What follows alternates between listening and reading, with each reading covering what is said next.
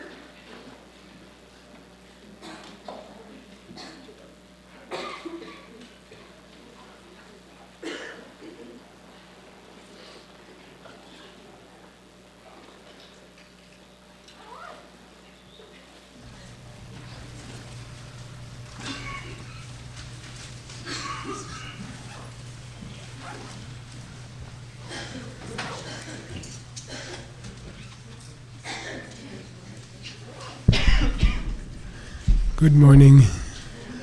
Tashanghao, guten Morgen, buenos dias, buongiorno, dobro utro. Let's meditate, okay?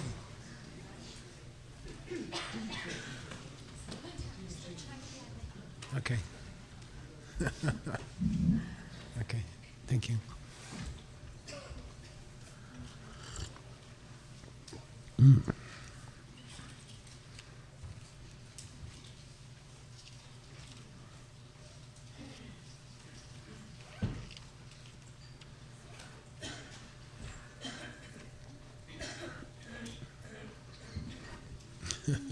Yeah, good. Clear your throat. Turn off your phone. Stand.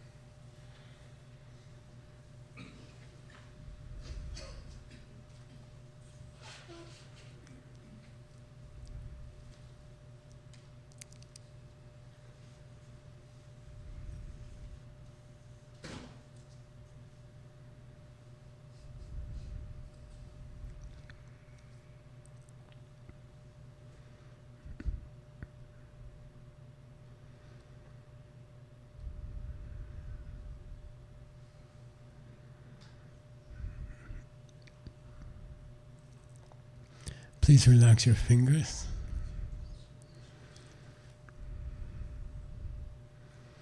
Pull in your stomach just a little bit. Relax your mouth. Relax your eyelids. Try to release all the tension in your forehead.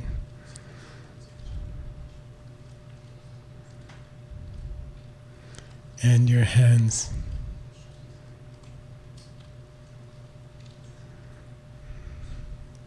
Bring your chest out just a little bit.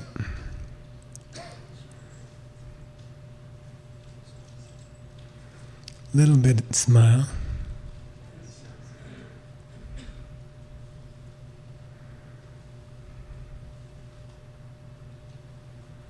And then please come to your breath.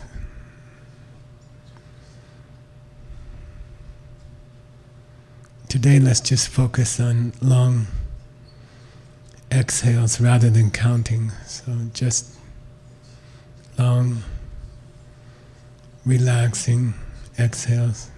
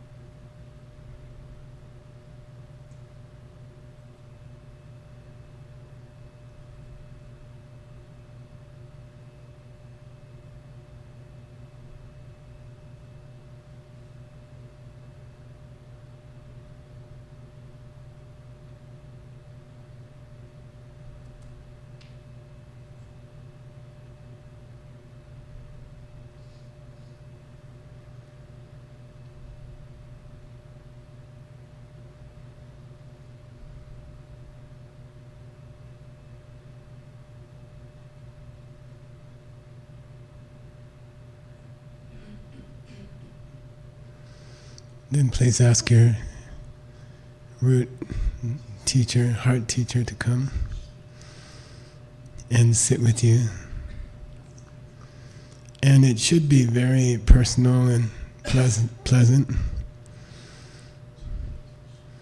They are, I think, rather than trying to feel some sort of official respect for them, maybe just try to reach a feeling of affection, mutual affection. Like old friends, you've been through many things with your heart teacher, and good times, bad times, and they're just like a old pair of jeans now, and comfortable.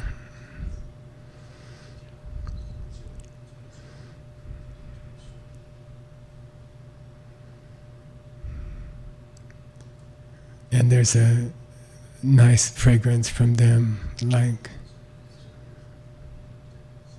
summer day or something like that.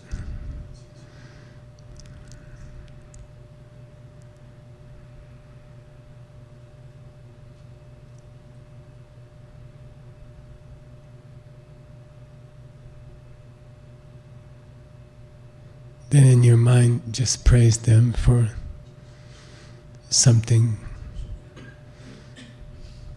beautiful about how they act or how they treat people.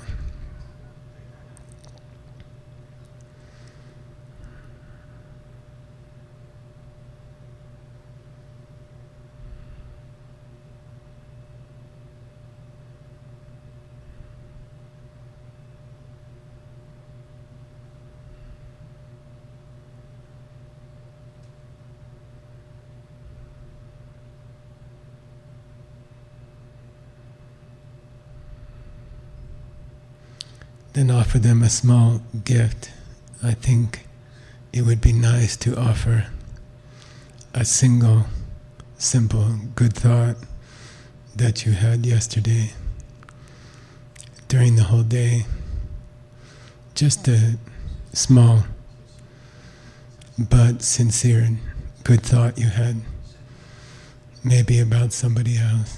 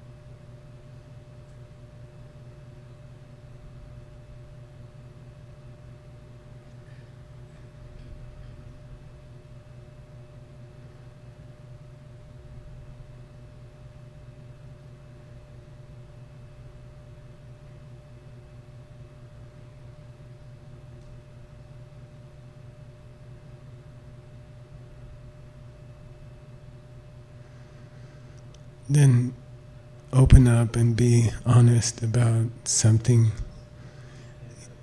you've done recently that wasn't very nice, some small thing.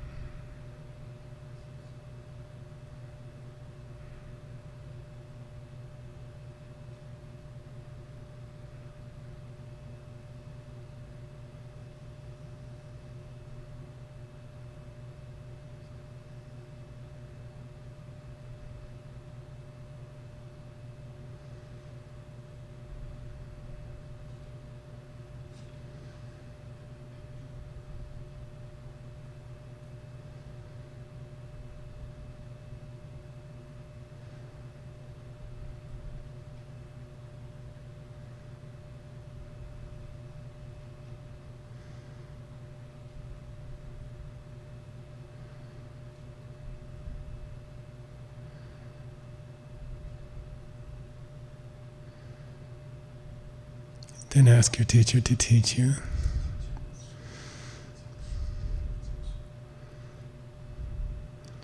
Perhaps through the people who are here during this retreat, please teach me through the words and actions of the people around me for this week.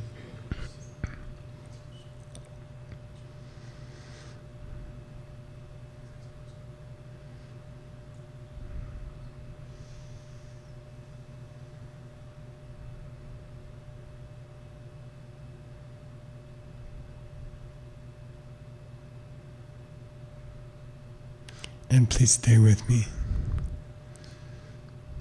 Don't leave.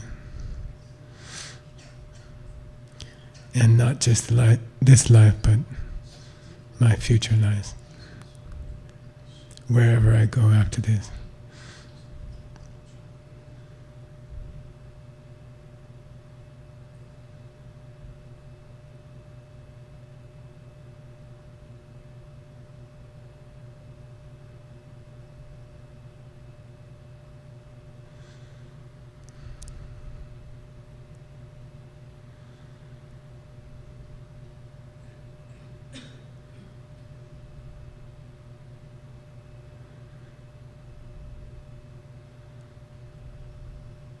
I'd like you to think about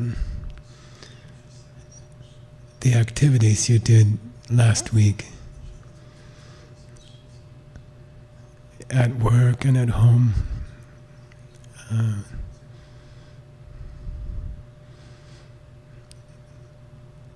You had certain jobs to do at work. You are supposed to finish certain things.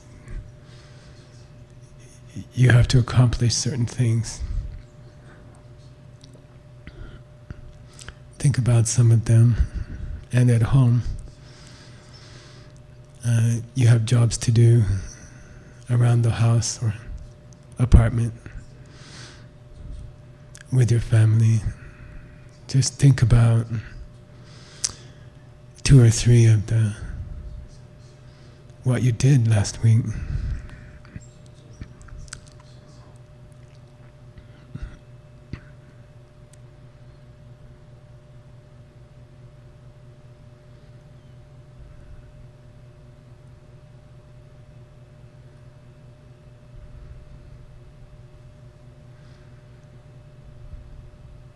I think for myself, for example, I was working in my garden a lot because it's time of year to do a lot of work in the garden. Everything's just waking up. And at work, as usual, I was trying to do fundraising or get support for projects. So for me, I can say, last week I was trying to make my garden beautiful. And I was trying to make sure that we had enough funds to do different projects.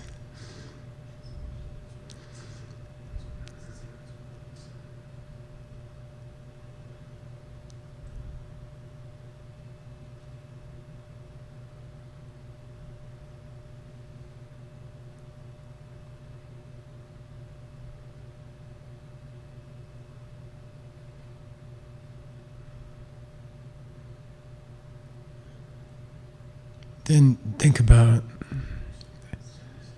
the steps you took to get what you wanted. In my case, I ordered some special fertilizer on Amazon.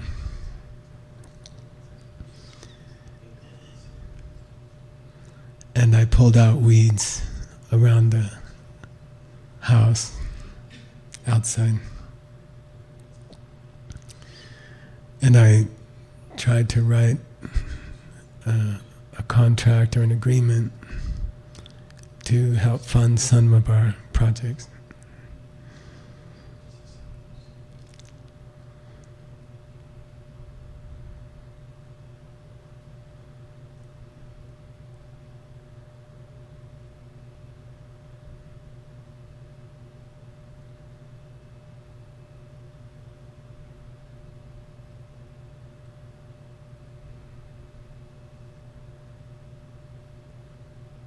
Then try to think whether those actions worked.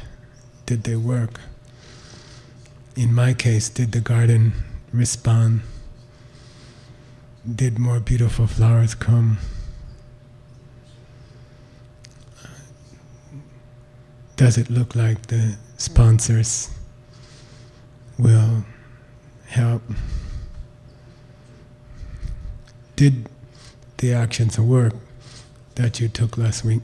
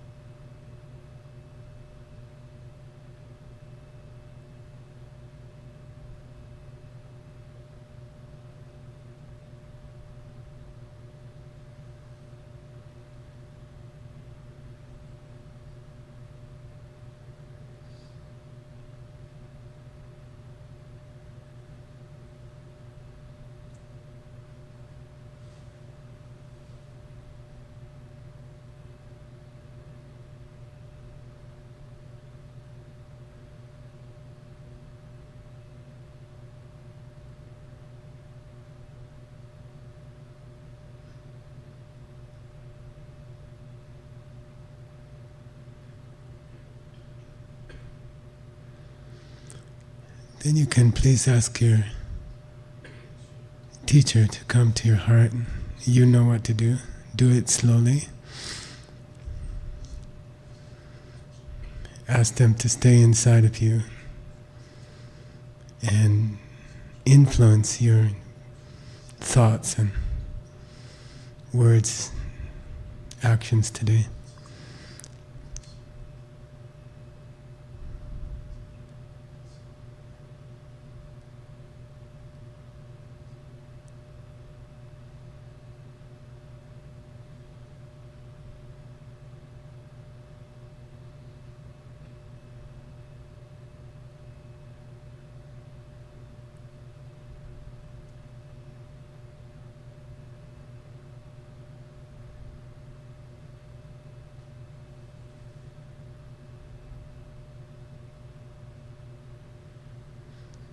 Then come to your breath, 3 long exhales. Don't open your eyes yet, don't move yet.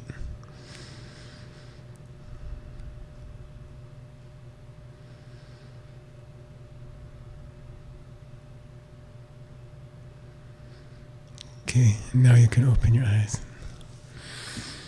Take a stretch.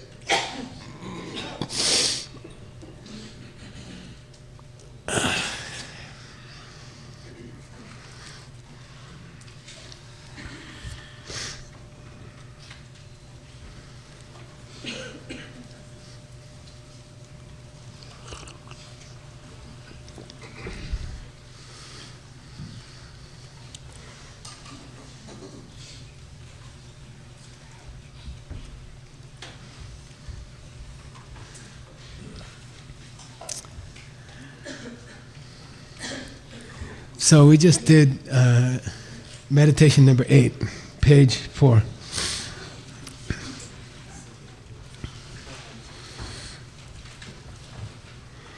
And a lot of the meditations are following the refuge vows. So we'll be talking about the refuge vows during the Lamrim, in this Lamrim. And what you'll find, the point of this meditation is, are you taking refuge during your normal life, every day? And a way to judge that, the temperature, a ruler for judging that is how do you think things work, you see? And I don't know, the English word work is very interesting, you know, like, oh, this aspirin doesn't work. Or, you know, this fertilizer doesn't work. Or this medicine doesn't work, right? We say work. And really, I think it's the most valuable thing you can learn in these classes. In all these Lamrim retreats, 25 retreats, the most valuable thing maybe you can learn is about how things work, because life is about trying to make things happen. Your whole life is spent trying to get what you want, trying to make things happen. You want your partner to be sweet, you want your garden to grow beautiful, you want your work to be successful. And you always have a choice. You can take refuge, or you can use self-existent methods. Okay, you can marry the first husband who doesn't exist. Okay, you can spend your whole life trying to make things happen mechanically and not through taking refuge. You see. So really, maybe this meditation is the most important one. So in my example, Pachi from Guadalajara, who lives in Costa Rica, Dominican, yeah. He sent me 2 bags of special fertilizer called biochar. He works for this company or something. And then I put it on my roses, and they like double in like 1 month. It was weird. It was supernatural. And they got all nice and healthy and deep red leaves, and you know. And so my human reaction is to go on Amazon, and I bought 6 bags more. And it was a lot of money. I sent a bag to Rob, because he has a garden, and I thought he and his wife would appreciate it. By the way, there's one person in the room who guided Diamond Mountain through some very hard times and helped us grow for many years, and is still keeping all the accounts perfectly and honestly, and keeps us legal. And I'd like to give Rob a hand and thank you.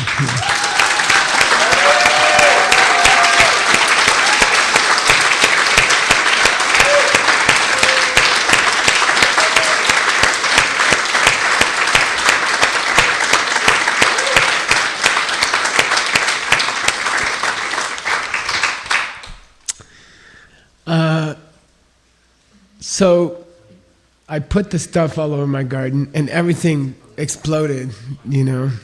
Everything's growing. Beautiful flowers. And some of them are called volunteers. You know what a volunteer is? It's where the plants flower them. They plant themselves around your garden. And their volunteers are going crazy. And so then, because I'm a human being in the desire realm, samsara, I buy more biochar, fertilizer. You see, but where did the beauty really come from? Patience, okay, around me, trying hard not to get angry. So really, if I was taking refuge, if I understood taking refuge to make my garden grow better, I would think of all the people who irritate me and try to feel more patient towards them. And then buy the biochar. You see, it's still okay to buy the fertilizer. But whether it works or not depends on taking refuge, okay? So people who have gardens, you know, it's like unpredictable. You plant stuff, you water it properly, you fertilize it properly, it grows, and then some raccoon eats it. You know, you know, why does that happen? You did everything right, mechanically, right? But you didn't make the karma. You didn't plant the seeds. You see? So this meditation is maybe the most important one, and it's called "Don't Try Other Things." You see, it's what percent of what you did last week was done with a knowledge of refuge, or what percent was done with the old viewpoint? Okay, what's the old viewpoint? If I put enough fertilizer on it, me and Nick were discussing what to spray on the leaves of hollyhocks. They get this yellow, does yours get this yellow fungus on them, right? So we're like, he's using, I'm using neem oil from India. He's using jalapeno juice or something. And and then suddenly I realized, you know, it doesn't matter. Just think of someone that you're not so happy about and try to reconcile with them. And then the fungus will go away, right? Maybe you don't have to put anything on it.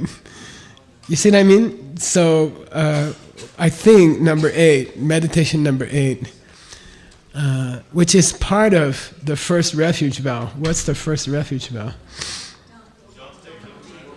Yeah, don't take worldly refuge. Okay, once you've taken refuge in the Buddha, jewel, don't take worldly refuge. And it doesn't really mean you can't respect Christian God or something like that. It doesn't mean things like that. It doesn't mean things like that. It means, do you trust the biochar fertilizer, or do you trust your patience? You see what I mean? Okay? And we'll talk more about that later, you know. But it's the fundamental mistake that causes the wheel of life. It's the first link, is to trust the fertilizer. You see? That's the blind man, is to trust the fertilizer. And for my projects, right, I was like sweating over some part of a contract, you know, like how do I make this work, you know? And then suddenly I had this extraordinary breakthrough, you know. Something weird happened, like supernatural. And then I was thinking, oh, it's so stupid to worry about it. You know, what made it happen was sharing Dharma. You see what I mean? The seeds from sharing Dharma created some ancient text that saved my ass in the project, you know, right? Yuanse, Master Yuanse, and it's like that, okay? So the 3 days, if you're going to meditate for 3 days, if it's me, I will work on meditation number 8 a lot, okay? Like, where are things really coming from, you know? How can I get the things I want? You know, I want my husband to act a certain way. You know, I want my kids to act a certain way. I want my projects to succeed. I want my garden to be beautiful, you know? And so, the DCI thing, the 4 steps, right? There's a joke in DCI. You can either pay $3,300 and come to the DCI teacher training in June. June? Or if you want to, you can just learn to do this with your hand. And then you're a DCI teacher, you know. Somebody says, Geshe Michael, you know, I don't know how to do something, fix my problem with my husband. I go, you know, oh, I don't know how to make more money. I have this health problem over here. Where? Over here? You know, use the 4 steps. Plant a seed, vasabandhu, right? Decide what you want. Find somebody else who wants it. Help them get it. Do meditation before you sleep to make those seeds grow faster. And so that's taking refuge. That equals taking refuge. What is taking refuge? 4 steps, okay? It's just the 4 steps. And 2 of the refuges are people, and one of them is an idea. Okay, got it? The first one is a person. You go to Buddha, you respect Buddha, you make offerings. Be thankful. Say thank you to Buddha. Gratitude, right? I don't like this offerings. I don't like the word offerings so much. I think it should be like just thank you notes. You know, like flowers that are thank yous. That's the whole purpose of offering, is, oh, you gave me something, thank you. You know, that's the first kind of taking refuge. It's basically just show your gratitude to Buddha. Thank you. Okay? Put a flower on the altar. Okay? The third one is what we talked about, Elisabetta. Find wise friends and hang around them. Okay? That's Sangha. You know? Surround yourself with wise people, good people, okay? Who understand seeds. You know? Like I was with, what's her name? Katie's mom, Janice. You know, and you know, we were trying to figure out, I forget what fundraising thing, you know, and she's like, in the middle of this long, complicated conversation, she says, well, why don't we just help someone else with their fundraising? I'm like, no, we gotta get on it, you know. And then I'm like, oh, yeah, you're right. Okay, so, you know, surround yourself with people who think that way, who will correct you, you know, who will correct Geshe Michael. Say, Geshe-la, that's not gonna necessarily work. You should help someone else raise money. You know what I mean? Something like that. Okay, that's Sangha. So first and third are people, but the second one is an idea. Dharma is a mindset, worldview, right? It's to approach things, understanding that you make things happen by making them happen for other people. Okay, got it? So really, meditation 8 is an examination during your 3 days of silence of your own life, and see, you know, where do you put your trust? Where do you put your hope? The textbook definition of refuge is rewa chulwa. It means very rare word, and it means put all your hopes in something. Put all your trust in something. Do you put all your trust in biochar fertilizer?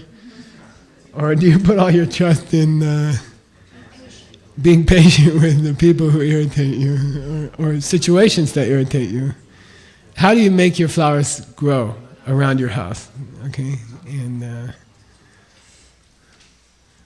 So that's probably the most important meditation, and it's the best way to spend your 3 days. Okay, examine your life, see what you're up to, what are you trying to achieve in your life, and are you taking refuge, which means are you using the 4 steps or not? Okay. And I don't know why, but personally I have a resistance to it. It's easier to buy fertilizer. You know, I don't know why I have this. Yeah, I know, Janice. I know we should help someone else. I know, but what are we going to do? You know, and I don't know why. I don't want to surrender to this idea. I just want to order something on Amazon. You know.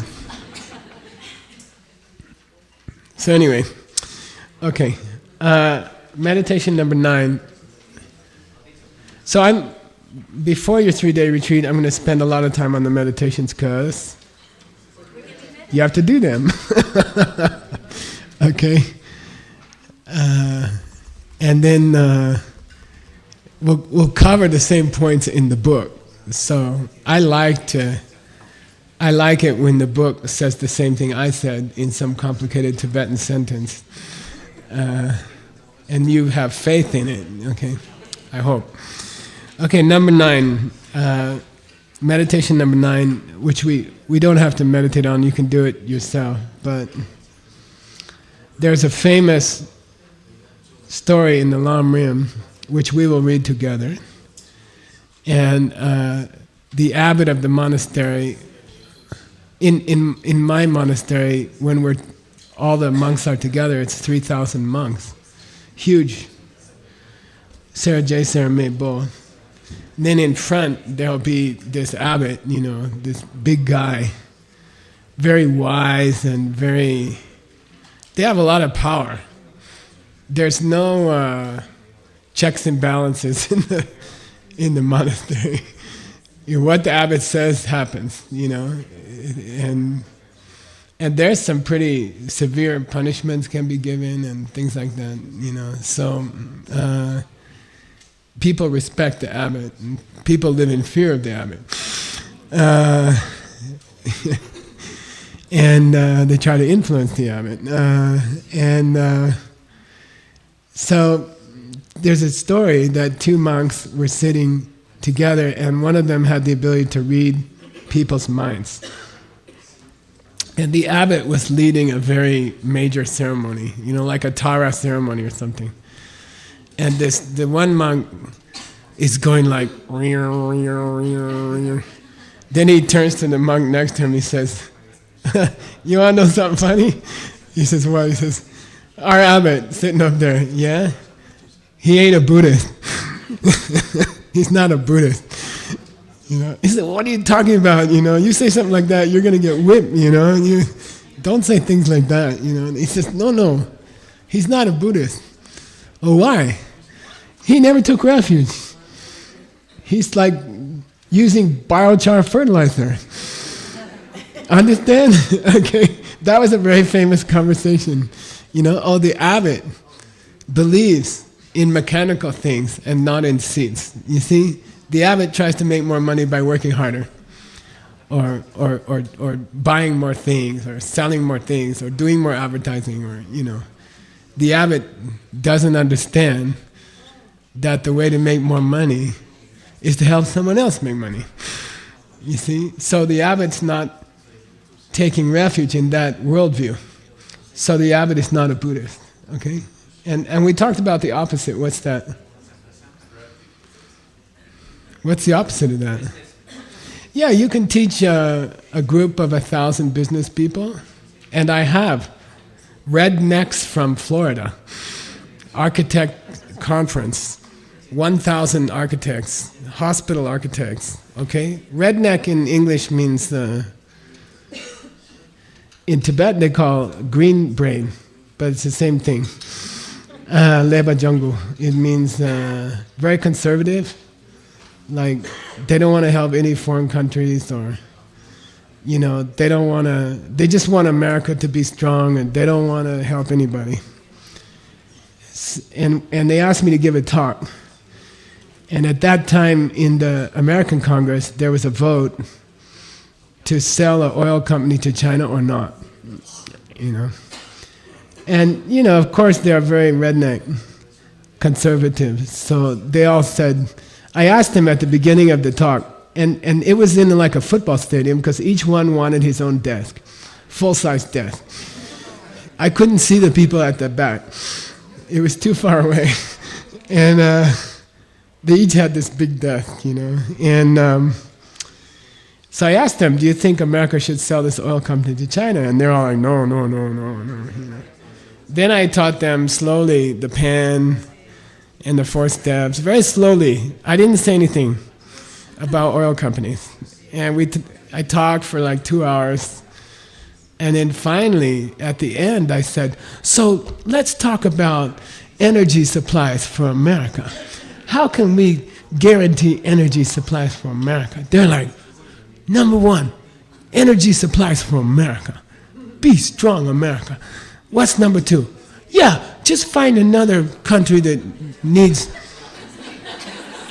What's number 3? We'll help them get the energy supplies. And then be happy about it?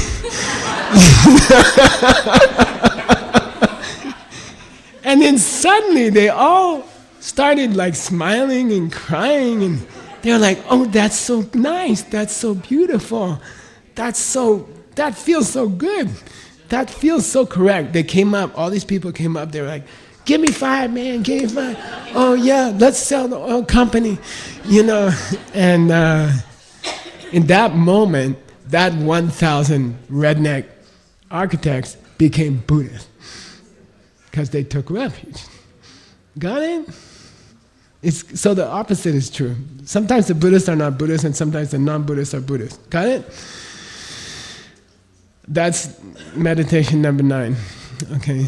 So you have to think about, you know, I think most of us are Buddhist about 20% of the time. You know, we make our garden beautiful by being patient about 10% of the time, and then 90% of the time we're digging and pulling weeds and putting fertilizer and things like that. Okay? All right? Do you still have to, if you plant the seeds, do you still have to dig the weeds and put the fertilizer? Mostly. Later you can do miracles. We'll talk about it. Okay? But you still have to take the aspirin. Okay? Whether it works or not is how much you help someone else, okay? So you see where DCI is tying into Lamrim, and it's always going to be that way. Nothing in DCI didn't come from Buddhist scriptures. And in the DCI manuals in the back, where nobody reads it, is where everything came from, okay? All right. I want to talk about meditation number 10, okay? We have to do 27 before you start your retreat.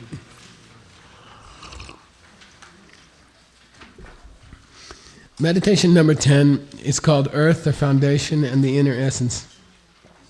Refuge and Commitments. Keeping the refuge vows, which we will cover, but the first one is what I just said, okay? Really, the first refuge vow is make your garden grow by patience and not by biochar fertilizer, okay? Or maybe both, okay? That viewpoint, that worldview, that taking refuge is required for all further Buddhist practices by tradition, okay? You have to take refuge before you can take bodhisattva vows, before you can take layman's vows, before you can take novice vows, before you can take medium nun vows, before you can take full nun vows or full monk's vows. The 8 vows, right? Pratimoksha. They all depend on refuge vows. If you don't take refuge vows, you can't take the rest. Okay? So in the scriptures, taking refuge, those simple vows, is considered like the earth. And then all the trees, all the flowers, everything that grows out of the earth comes from that. And then Pabonko Rinpoche makes a big deal about,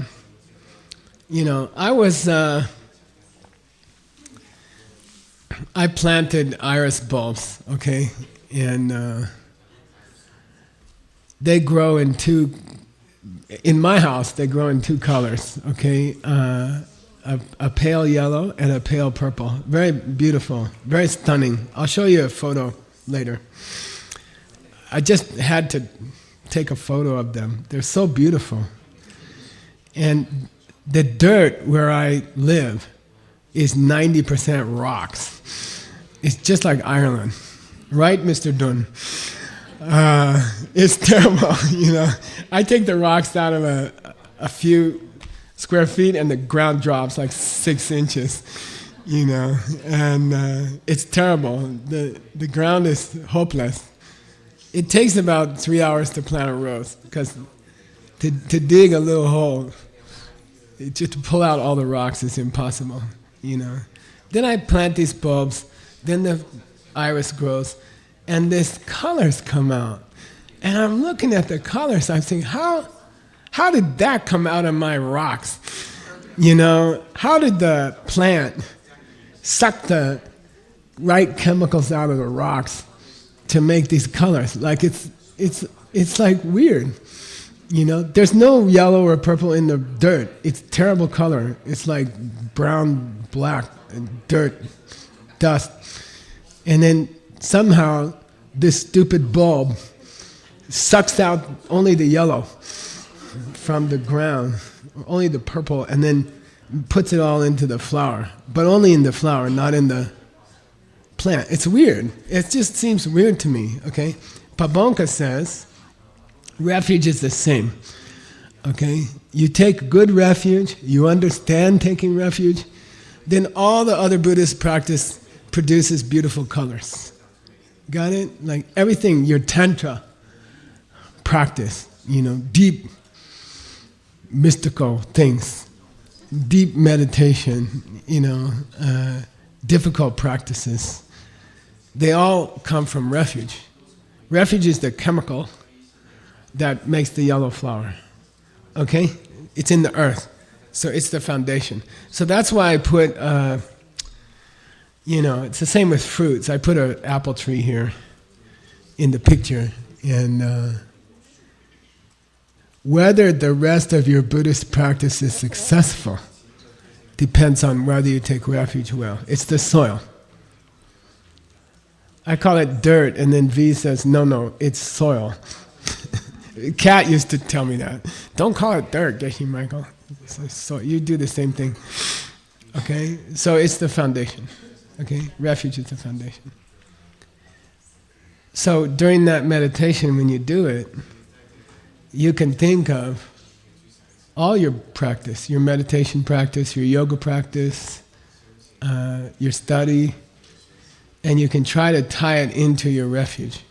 If your refuge is good, your yoga will be good, your meditation will be good, and your study will be good, and your service of other people will be good. And if your refuge is not strong, if the earth is weak, it won't be good. I have to tell you bad news about my poop tree, bird poop tree. Do you know about my bird poop tree? Okay, I gotta tell you about the bird poop tree. The DCI people know. People ask me, why do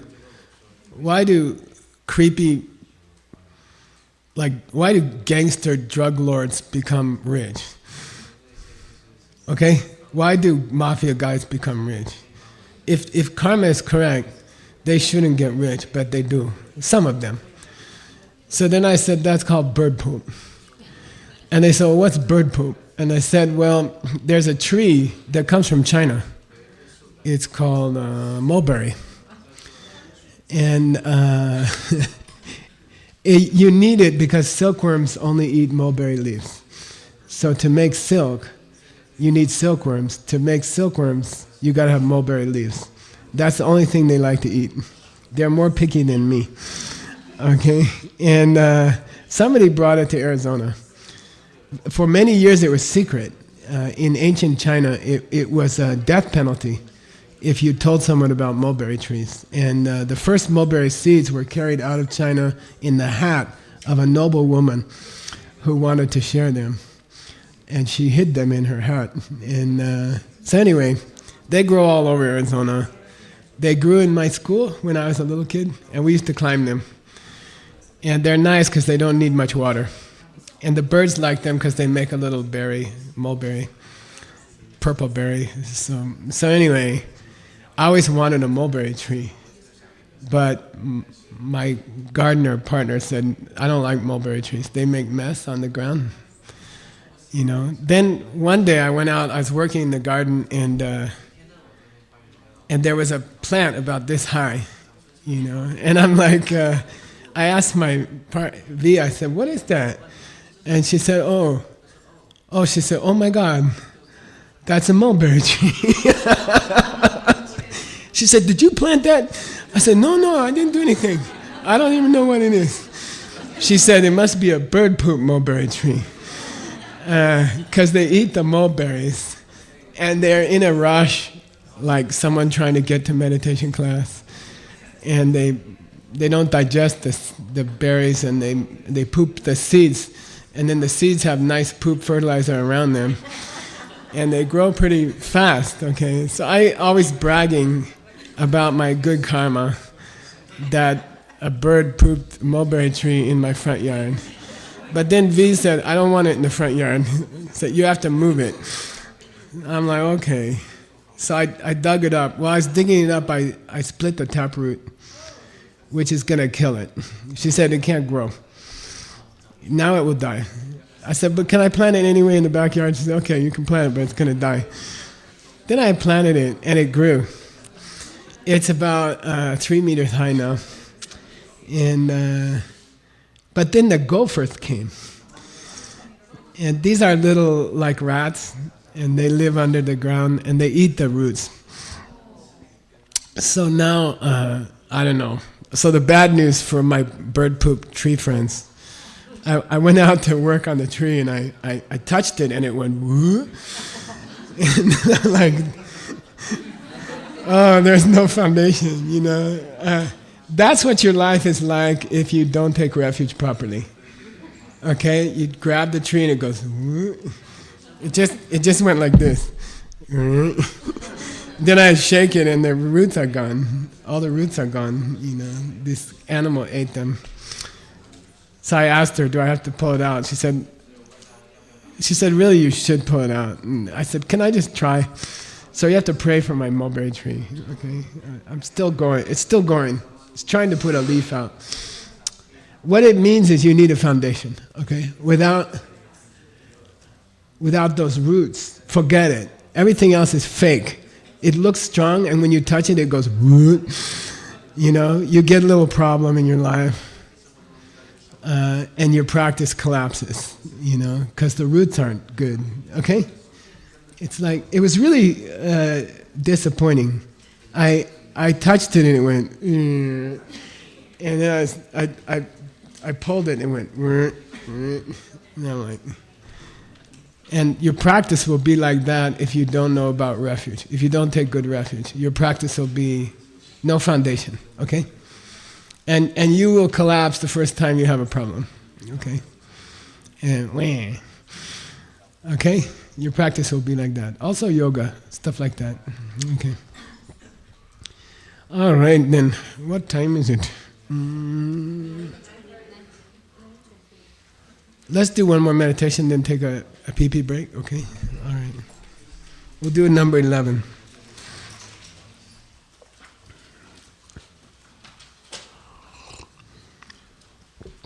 So get ready to meditate.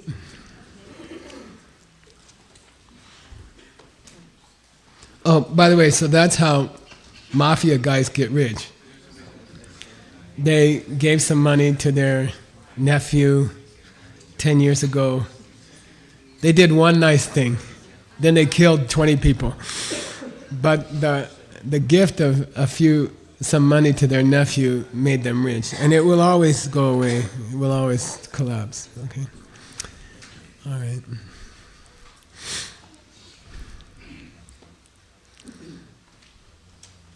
Mafia guy's wealth is bird poop seeds.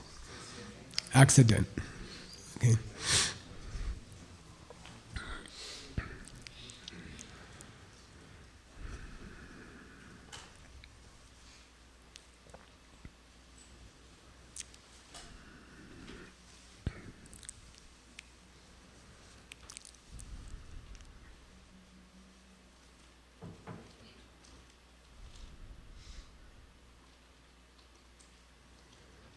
So please come to your breath. You can check in with the Lama in your heart. You don't have to do the full preliminaries every session. You can do it once in the morning, and then in the following sessions on the same day you can just check in with your Lama, sitting in a grain of sugar in your heart, like a clear crystal globe.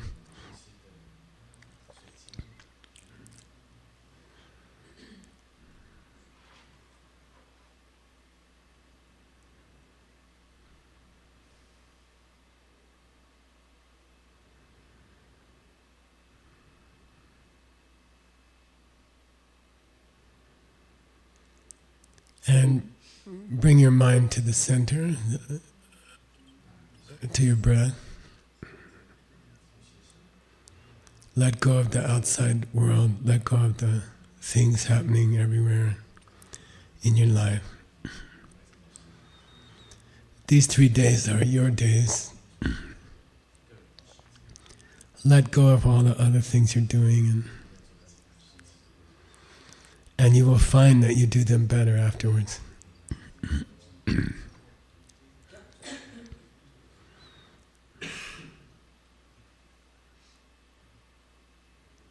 Come to your breath.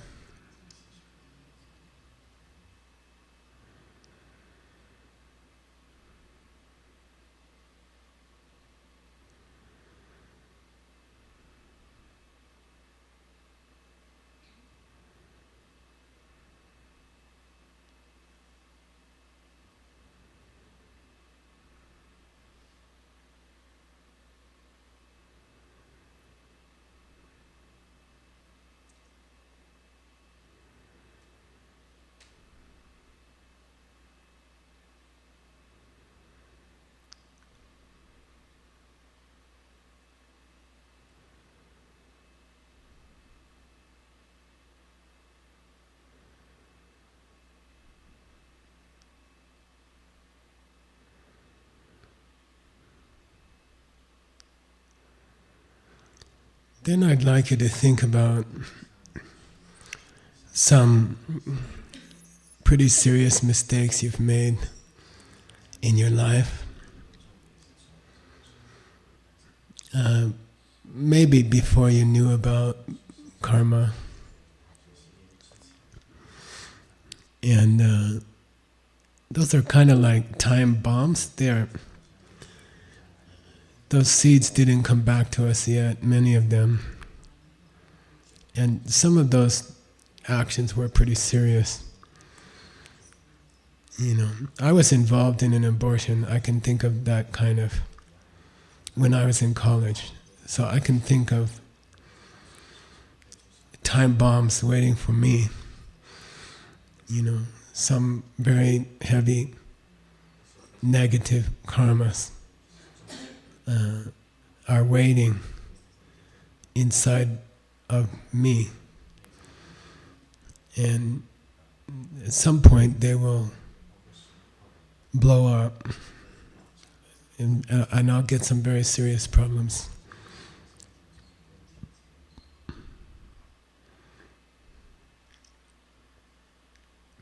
So this meditation the first part is a little bit difficult.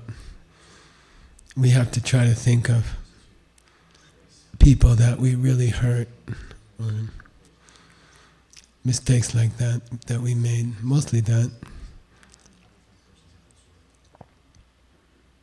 So we'll take a few minutes, try to think of 1 or 2 grand mistakes you've made in your life.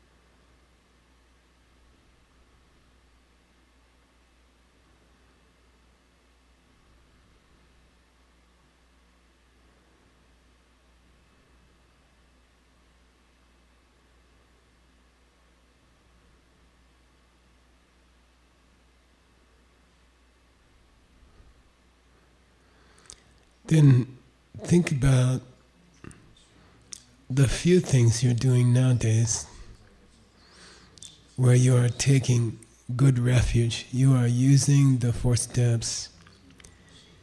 You are trying to make things happen by helping other people. It doesn't have to be a big thing. Maybe you are helping a friend with a relationship problem, or maybe you're helping someone financially, but you are taking baby steps to deal with problems and to reach goals by serving someone else. So think of 2 or 3 things you're doing which are using seeds, which are serving others to reach your goals. And that's taking refuge. Think of the times you're taking refuge.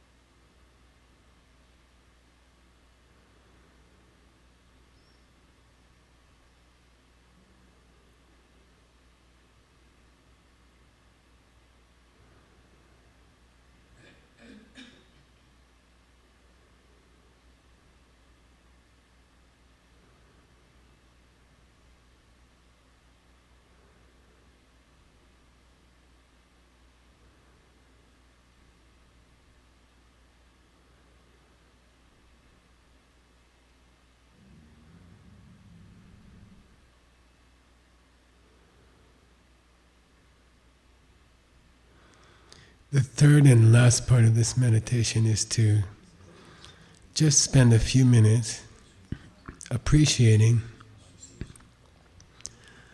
that the baby steps you are taking to solve problems or reach goals by serving others, planting seeds, actually damage the old bad seeds. So understanding where things come from, reaching goals by planting seeds, by serving other people, helping them reach their goals. The power of those baby steps, small baby steps, is very, very powerful. And the Lam Rim says it will block or destroy even very old, powerful bad seeds. So try to draw a mental connection between the small good things you're doing now with understanding, seeds, taking refuge, and draw a line in your mind back to those big mistakes you made many years ago, in my case, 45 years ago, and appreciate that that new way of life is damaging and disabling the old bad seeds. And you are protecting yourself from those time bombs. Draw that line in your mind. Make that connection.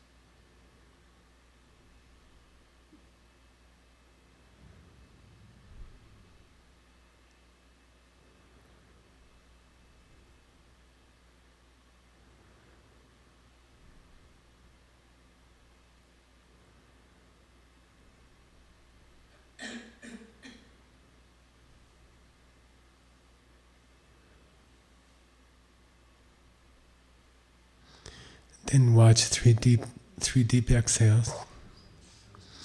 Don't move yet, don't open your eyes yet. Check in with your Lama in your heart. And then open your eyes. Okay, take a stretch.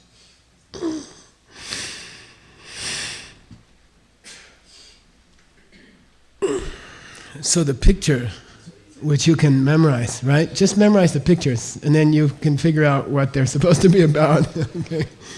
What's the picture? Oh, sorry, he has it up there.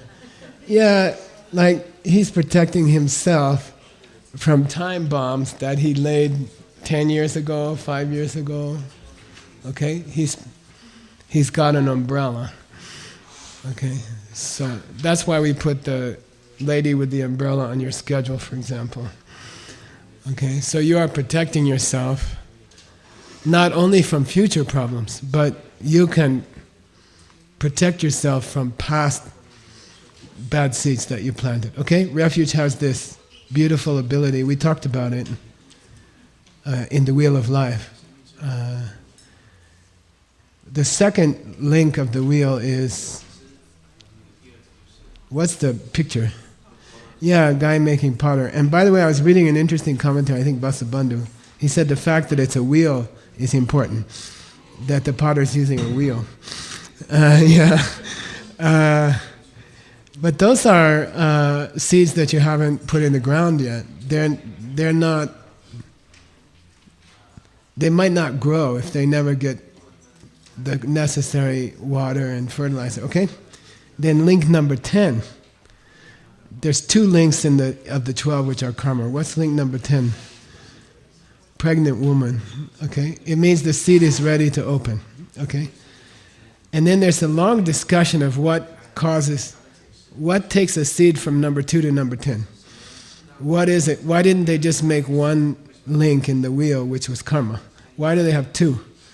Because the first one is karma that's, actually it's planted but it hasn't ripened.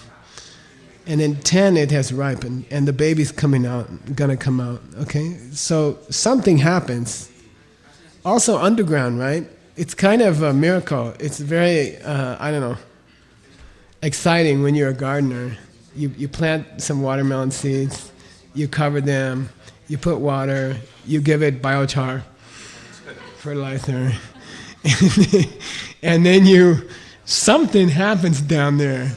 Like little guys are running around in the seed, like the water wakes them up, and they're like, oh, we got to get this thing going, Like some miracle happens when the water touches the seed, which it never does, right? And, something triggers that. Something triggers the seed, okay? And it's not understanding seeds that takes the seed from 2 to 10.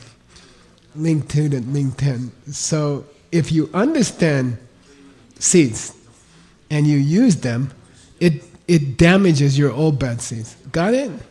They don't get the energy which takes them from just planted to ready to open. They never get the water or the nutrients that wake up the little guys in the seed. Got it? So just the habit of getting things in your life by helping others to get them destroys the power of your old bad seeds. See? So you killed 2 birds with 1 stone? Bad example.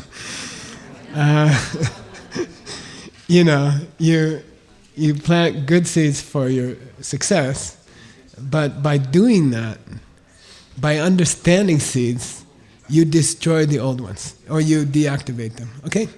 Got it? So when you take refuge, you're protecting yourself from old mistakes you made. And you don't have to worry about them. They will never open. They are planted, but they will never open. Somebody said, I don't like running around with 1 billion bad seeds in my head, Geshe-la, that are never going to open. I said, well, they don't take up much space. They say on the tip of a needle you can put 1 billion seeds. So, okay, no problem.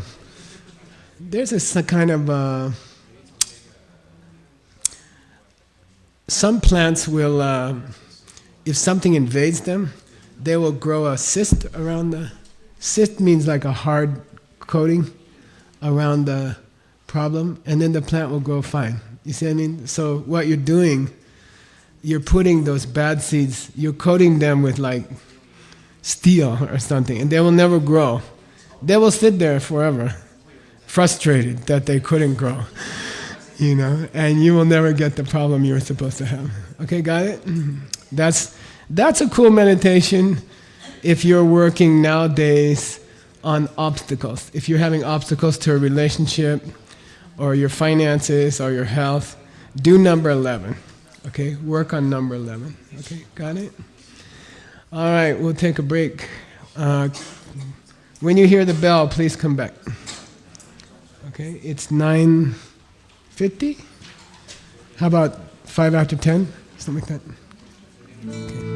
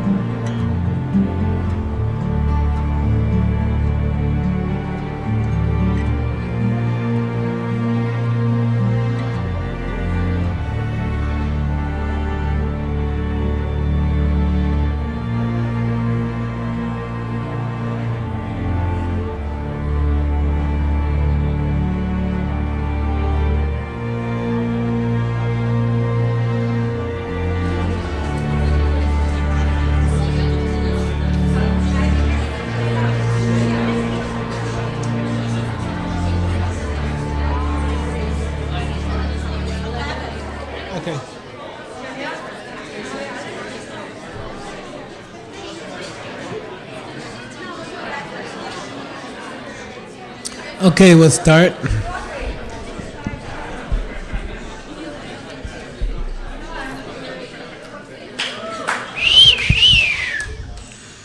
Okay. That side is okay. I like it when you make noise because it means you're having fun, so don't worry. Or else you're yelling at each other, I don't know. We're going to do one more meditation, okay? You ready?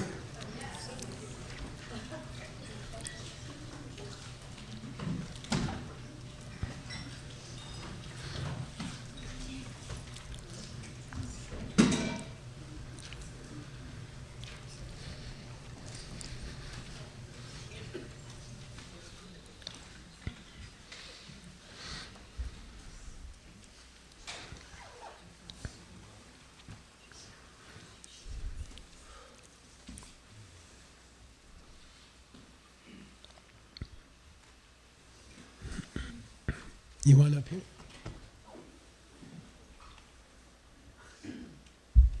You can hear my stomach making noise.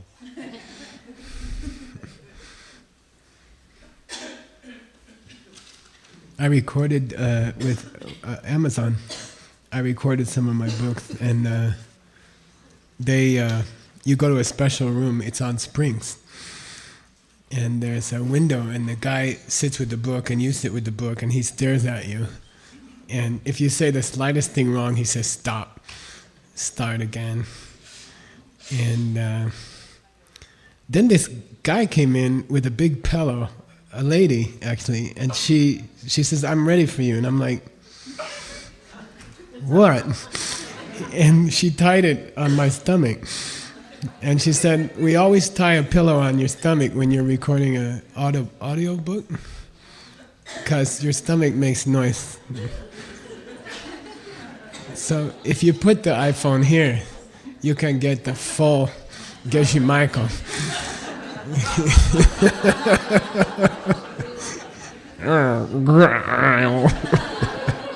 Okay, here we go. Okay.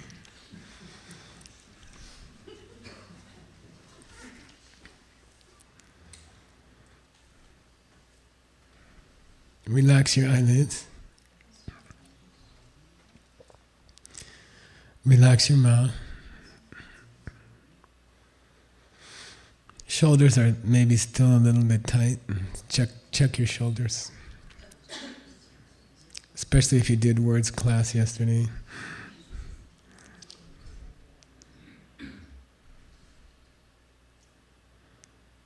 Just slightly tense your stomach.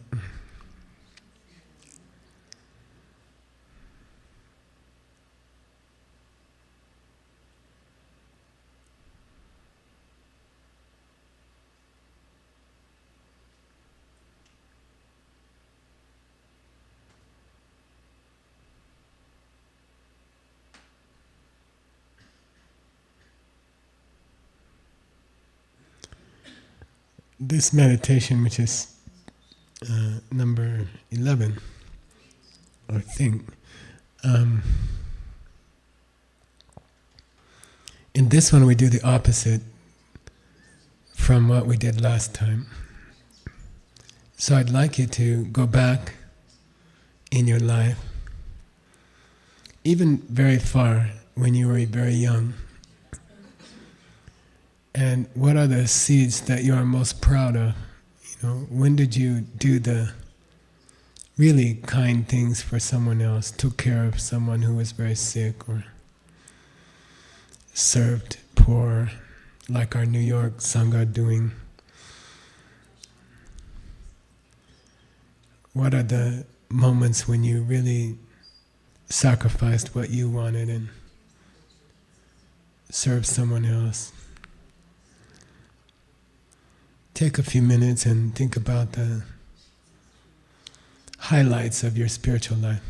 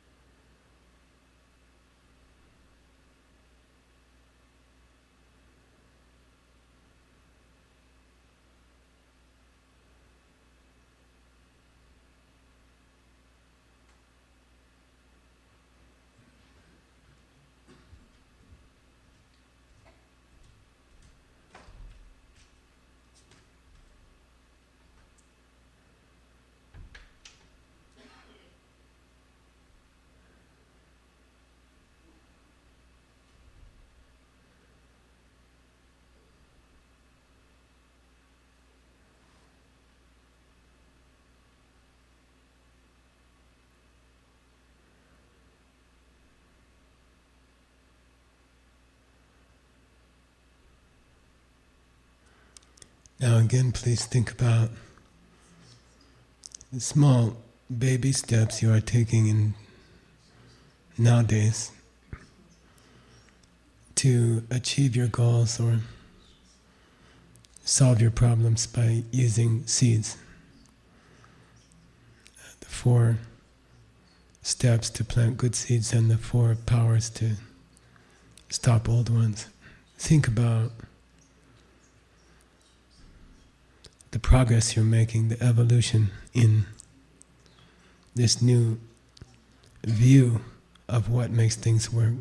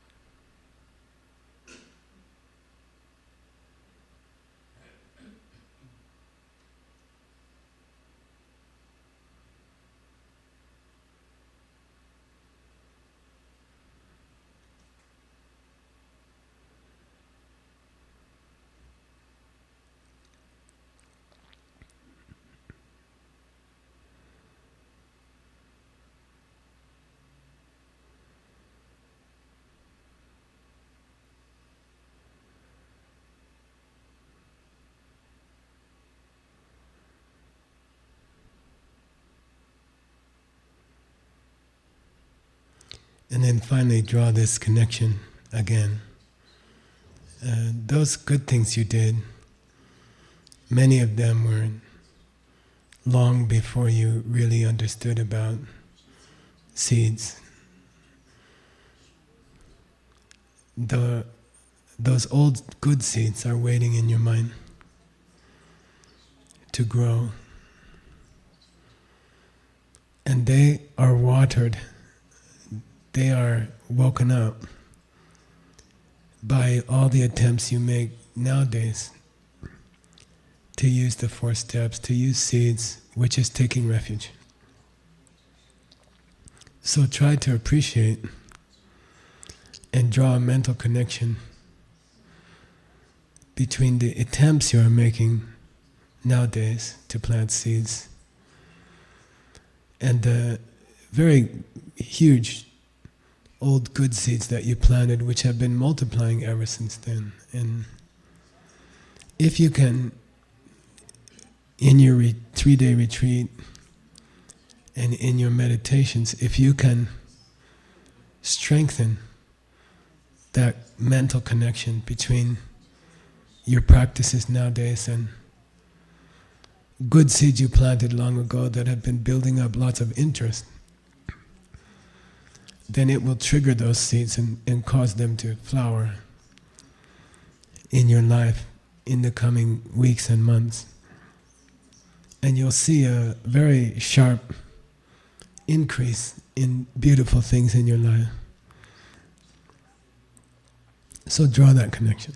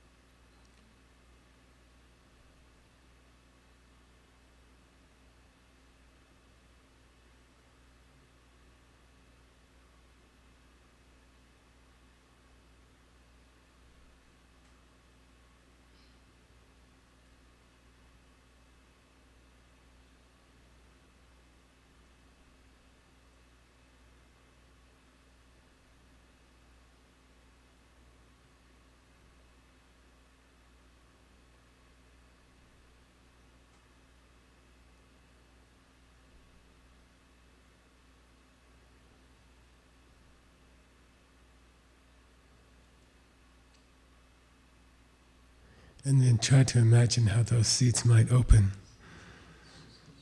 If you, I don't know, helped someone financially, try to imagine how your life will become very stable and you'll have enough to do the things you want to do to help other people. And if it was that you served someone who was elderly or sick, you can look forward to some very good health, strong health for many years. And if it's that you help someone with their relationship, that you can look forward to a very beautiful relationship with your partner, your family, friends. Because you triggered them, you watered them by taking refuge and using these principles of seeds. And refusing to do things that don't really work.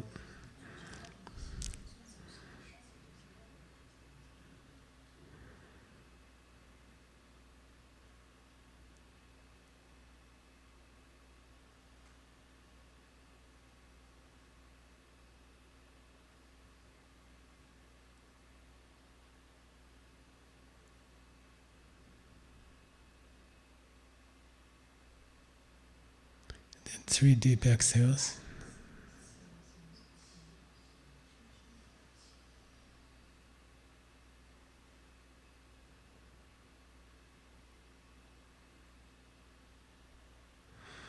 And then you can slowly open your eyes. Take a stretch.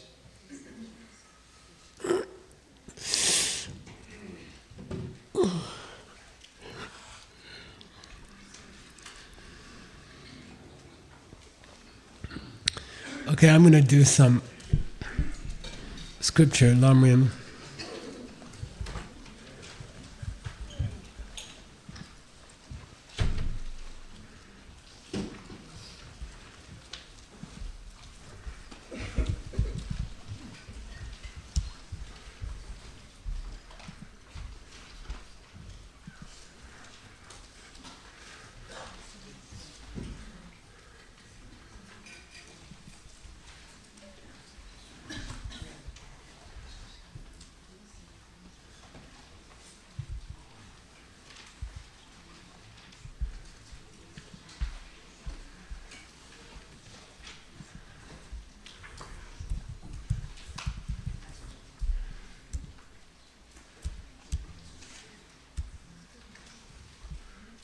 Oh yeah, okay.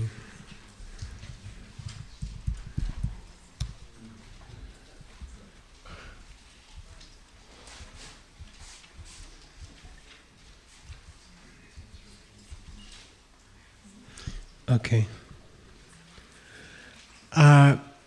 I'll remind you where we left off yesterday. It's kind of technical and I apologize, but when you get there you'll appreciate it. We were talking about the first of the 5 paths, which is called path of accumulation or piling up good karma. Okay, Tsoklam. And it has 3 parts called Chungu Ding Chenpo, lesser, medium, and greater. And those 3 parts connect to different qualities of a Buddha eventually, okay? So there are versions of qualities of a Buddha that you master early on. Somebody asked me yesterday the 4 recollections, right? The 4 awarenesses. How come you're already using the pen if you just started the first path? During the first path, you are getting some teachings about the pen, but not the full thing. Okay, preliminary emptiness teachings. Okay. And then when we got to the greater part of the first path, I said I wasn't happy with the... I went and got you some stuff to explain it and I didn't like it. It wasn't complete. So this morning I got it, okay? So I'll explain it to you. It's a little complicated and you'll see why, okay?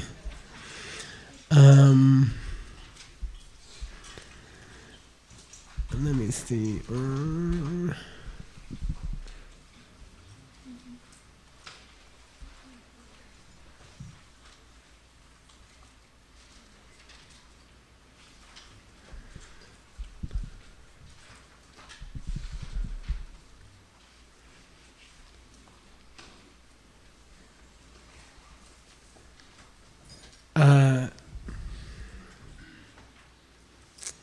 They are the full name, okay?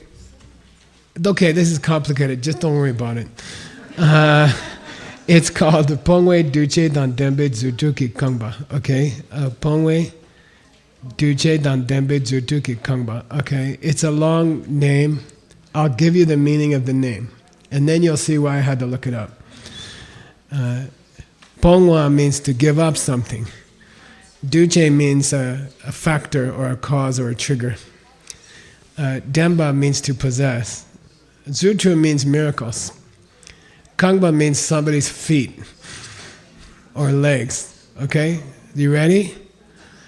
The miracle legs of those who possess the factors which can eliminate. Okay, it doesn't mean anything. Okay?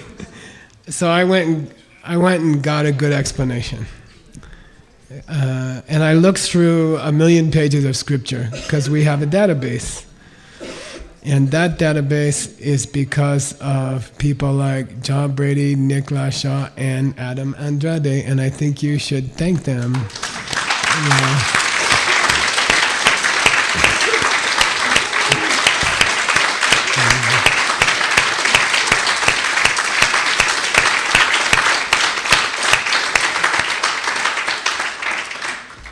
We were in India in what month? February?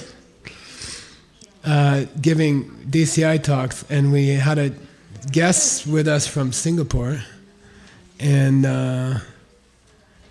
they came with us to see the people working on the ancient books, and they got all excited. Candy got excited, and those people have been working for 30 years.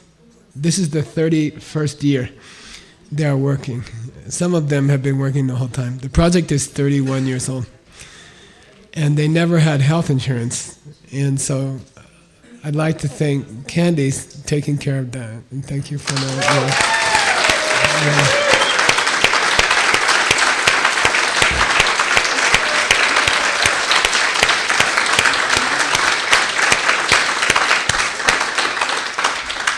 So she's doing a lot of stuff like that.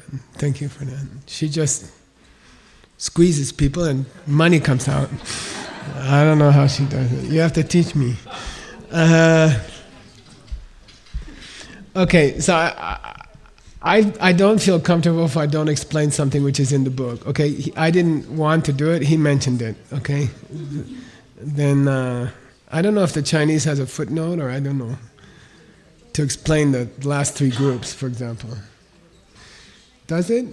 Stanley? I don't think so. It's complicated. Most people won't want to go there. Okay. Okay, that's unusual. Those are difficult. Okay, good. All right, so anyway, here's about the 4 miracle legs. Okay? The word leg means you're collecting karma which supports the ability to do miracles, okay? So we're going to see that again, I think this afternoon. In Buddhism, sometimes you'll say, this guy has good legs. It doesn't mean pretty. It means good foundation in morality or something. So they're standing on strong foundation. They say good legs, okay? Sometimes they call Buddha the guy with good legs, okay? Or the lady with good legs. So that's why they call it the 4 legs, okay? And they are kinds of shamatha, okay? They are kinds of deep meditation, okay? These 4 are kinds of deep meditation. And I'm going to give you an explanation by... it just happens to be that the best explanation in 1,000,000 pages is from the textbook writer from a monastery called Saramay. I don't know why. Okay. Okay.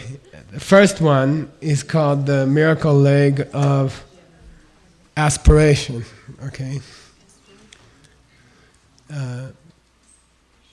Hoping to reach high goals. Okay. And it's a kind of one-pointed mind meditation, deep meditation.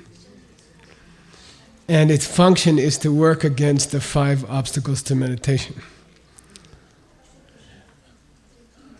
I'll give you the first one, you give me the rest. Lay low. Okay, I don't feel like meditating today. I'll meditate tomorrow. That's the first obstacle to meditation. What's the second one? Not yet. Yeah. Jenge, it's called forgetting. It means losing the object. It doesn't mean forget, okay? It doesn't mean I can't remember what my Lama told me to meditate about. It doesn't mean that. Are you warm? You want to freeze? Okay. So the word is to forget the object, but the meaning is you start thinking about a hamburger. When your Lama's face in the meditation slowly changes into a Big Mac. You know? Okay. That's the second one. Third one?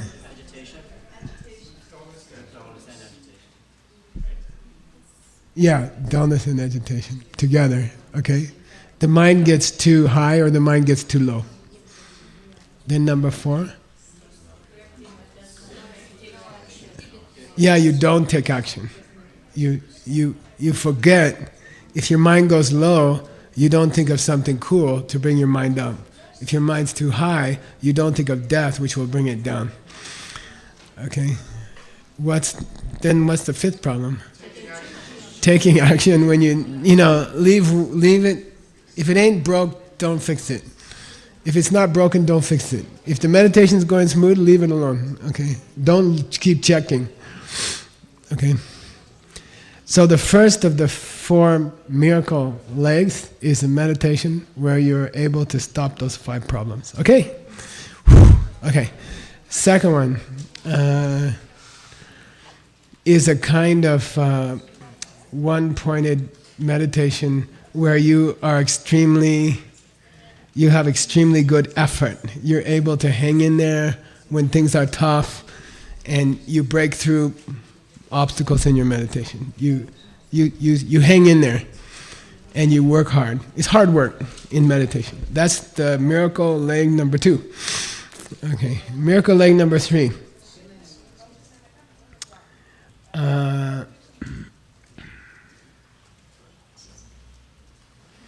It's called 3 different names in Scripture. I think only one of them is correct. Sempa, which means to think, okay? The definition of karma is semba. Semba yiki leyeno. Mental karma is thinking. Okay? So semba means thinking. Sem means mind. Sempa means thinking. Okay? So the 3rd miracle leg is called thinking. Okay? But it has a specific meaning, and it means to build on your meditation ability each time you meditate. So based on the success you had last year at Diamond Mountain in your 3-day retreat, you work again this year and you keep building on and your meditation gets better and better. You keep coming back to Diamond Mountain, to see the Mr. and Mrs. Dunn, and your meditation gets stronger each time you come back. That's the meaning of number 3. It's called thinking, but what it means is building on on the meditation you did before. Okay? And if you don't meditate regularly, it doesn't happen. Okay? But if you do meditate regularly, even though you may have bad days, it builds on each other. And a year later, you're much better. Okay? Okay, the 4th one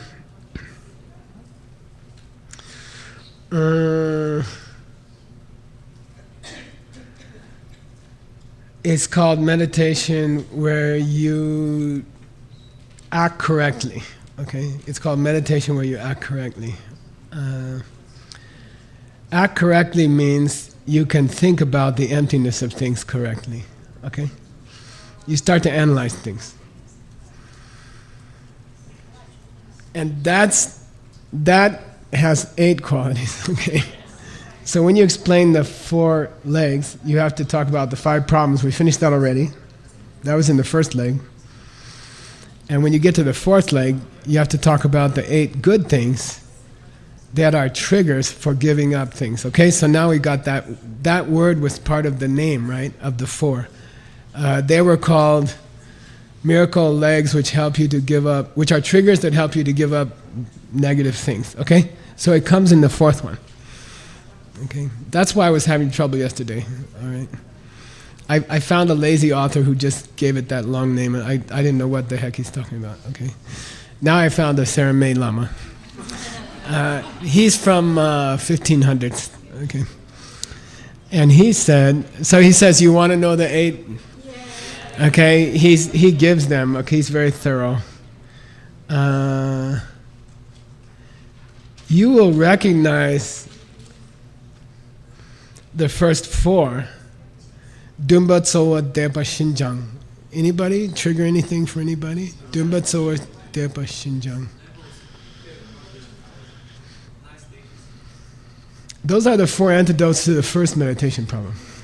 They're famous. That's why there's more antidotes than problems in the study of meditation. If you took DCI level 3, you should know this. Right? 8 antidotes, 5 problems. Because there's 3 extra antidotes for the first one. Okay? I like to call it the high school girlfriend. Okay?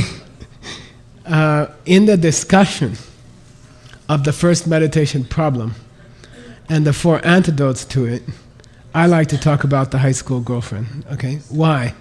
First one, Dumba, and I can remember this. I can remember every day I had to leave one class.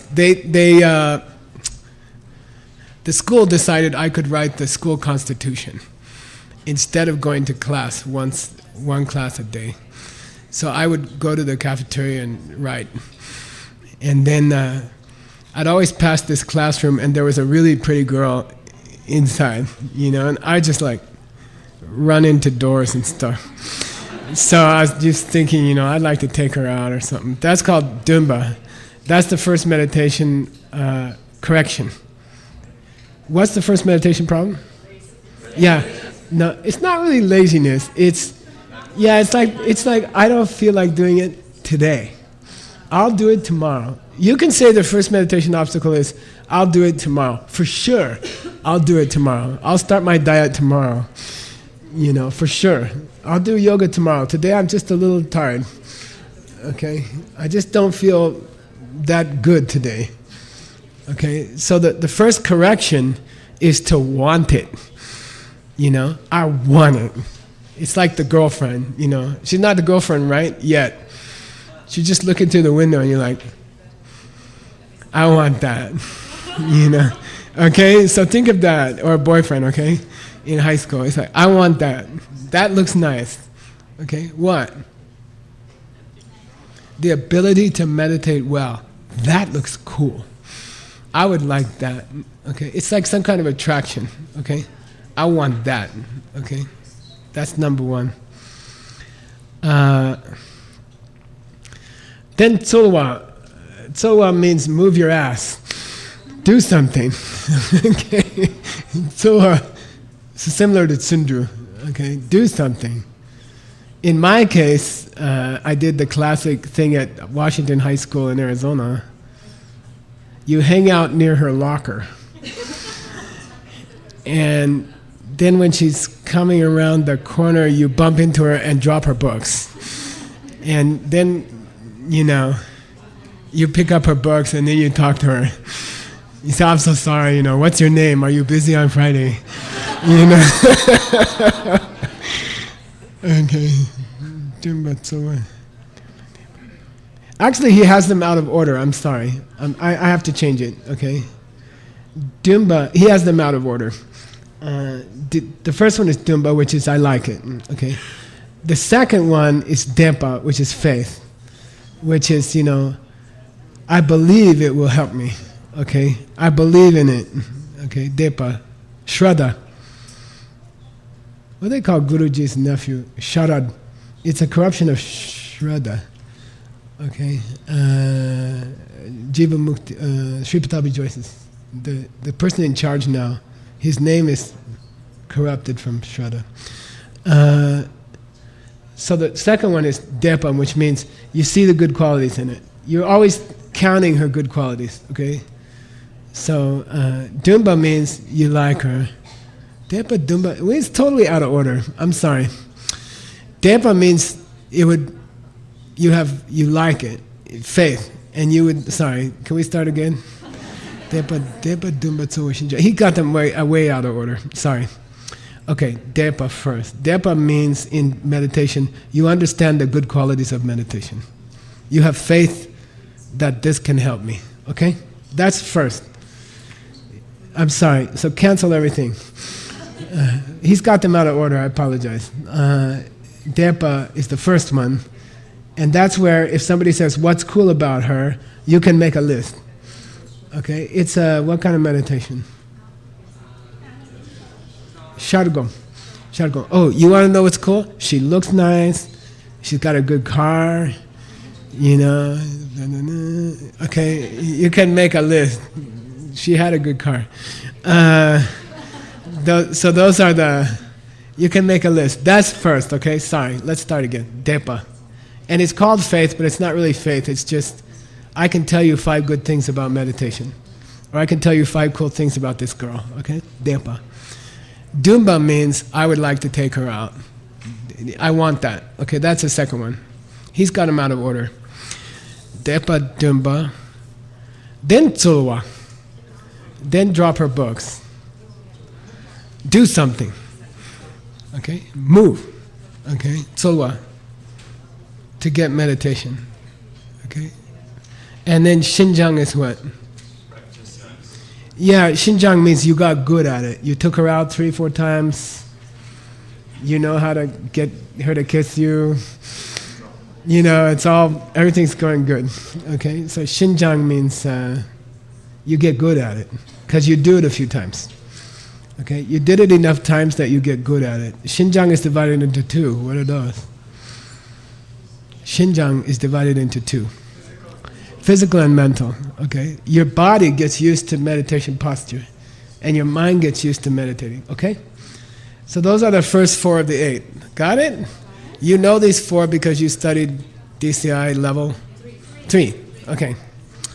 And those are all going to overcome those 4 together fight Lelo. And that's why there's 8 antidotes and only 5 problems, because there's 3 extra in the first one. Okay, no problem? Okay. Then he says Chemba. What's Chemba? Recollection. Shishin? No, he's got it reversed again. I don't know why he's doing that. They should go Shishin first and then Demba. Okay, what's Shishin in meditation? It's the fire alarm. Do we have fire alarm? It's a thing in your mind that goes beep, beep, beep, beep, beep, beep, okay? When you're meditating. And suddenly you realize your lama's face turned into hamburger. You know, you're meditating on lunch. You're thinking about what you're going to have for lunch. And slowly, without noticing it, your sweet lama's face turned into a hamburger. And you've been meditating on hamburger for like 3 minutes, 4 minutes. And then part of your mind should go beep, beep, beep. And you're like, what's wrong? It said, did you look at what you're meditating on? Oh, it's a hamburger. Yeah. Then Jemba comes in. It pulls your mind back to the lama's face. Okay? It says, forget the hamburger for a while. Pull the lama back. Because that's Jemba. Okay? Bringing the object back to the mind. Okay? Then he's got Semba and he doesn't explain it. Semba means thinking. Probably it's continued thinking about the object. And then Tangnyeom means attitude of equanimity about the object. You know, you don't feel hatred and you don't feel desire. You enjoy it, but you don't You wouldn't hurt someone to get it, okay? That's called equanimity, okay? Okay, those are the 4 miracle legs, okay? More than you wanted to know. But I like to be thorough, okay? And that's the only place you can get a good explanation of it. I didn't find anything else in all the Tibetan literature. Yeah. I don't have the 8. I got the first 4. Oh, the last 4. Now you're gonna make me work. Recollection, watchfulness, thinking, and equanimity. And those 8 together are the 4th leg. What thinking about, he doesn't say. Nobody says. Tangyom. If you're interested, we could go into the word tangyom. There's 3 classic meanings. Just briefly, although it's not the subject today, it can mean equanimity between hatred and desire. It can mean karma, which is neutral. And it can mean a kind of meditation. Okay. All right. Okay, here we go. We're back to the scripture. Why did we talk about all that? We were talking about the first path. Why are we talking about that? We were talking about somebody on the first track. Lowest motivation, lowest path. Minimum Buddhist. Okay, minimum Buddhist. So according to that idea, what do you have to be a Buddhist? You have to be on the first path. How do you get there? You have a personal disaster. Okay, your mom has to die in your arms. Your brother has to commit suicide. Something like that. Okay. And I have a very interesting list of all my close friends. What was it that got them to Buddhism? And it's kind of an unbelievable list. Okay. Okay. Yeah. And we're talking about this because we're talking about taking refuge in the Sangha. Exactly. And this is the lowest of Yeah. the 5. And he's gonna expand on it and tell you this is minimum Sangha, but look at all these other cool Sanghas. Okay, so they're good points. So now we know where we are. He's talking about Sangha jewel, minimum person. What's the motivation of a listener track? Yeah, basically I just want to get to nirvana. I don't really care about the whole world. I don't want to be unhappy. Okay. Dachanda Topna, but if that person achieves arhat, kyang yenten gya chete, they get much more cool qualities. Suk mambong nyungur chepa, dang, they can take many outside objects, like I have here only 5 things to drink this morning. And you can, an arhat can go like this, and they all become a little drop in their palm, and they can drink it, and they get 5 drinks. Okay, they have this power to take multiple outside objects and turn it into one tiny thing. Okay, like that. Separ sachu melung namke tingen zinki gone tu gyur mambotumba. Okay, this is another very, very difficult subject. I don't like it. Because when I did my pre-Geshe exam, somebody asked me this question and I didn't know the answer. And it was very embarrassing. So I don't like this subject. But just for you, I went and boned up on it. So there's called Separ Kikeche. Say Separ Kikeche. The thing which triggers many things to the end. Okay, it's a Buddhist concept. Okay, the thing which triggers many things to the end. It's a Buddhist concept. There are 10 different ones. For example, the 4 primary colors, which Adam can tell us easily because he translated it.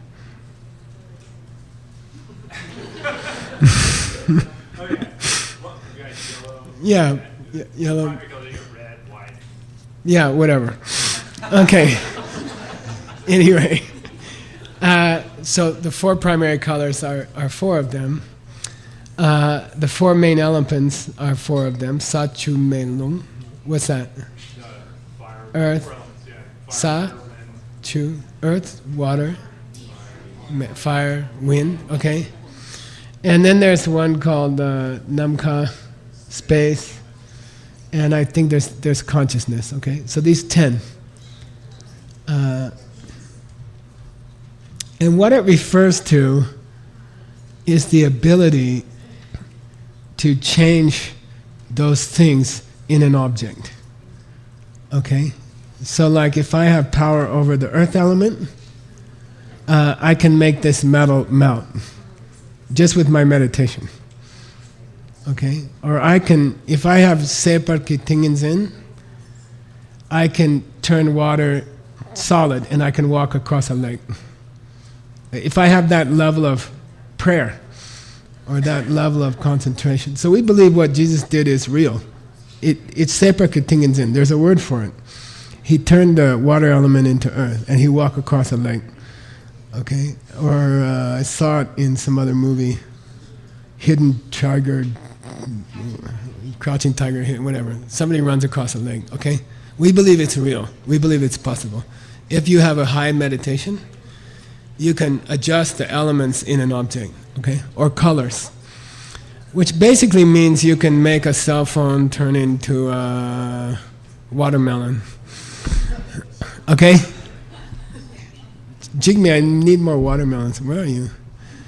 Okay, don't forget. You can turn things into other things, okay? Now, why is it called to the end? It means anything, okay? But it's a very confusing word in Buddhism, okay? So anyway, it's a meditation that allows you to emanate objects, you know? You can make an elephant appear in the room, or real one. You can change water into solid, you can run across it, like that, okay? You can climb into the sky, like that, okay? Why is he talking about all this? He wants to show how cool the Sangha is. How cool is the Sangha? Okay.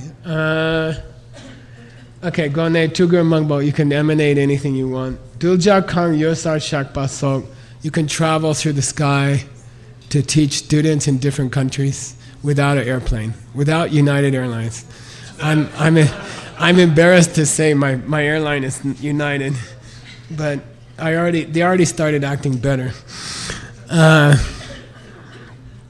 It was pretty bad. All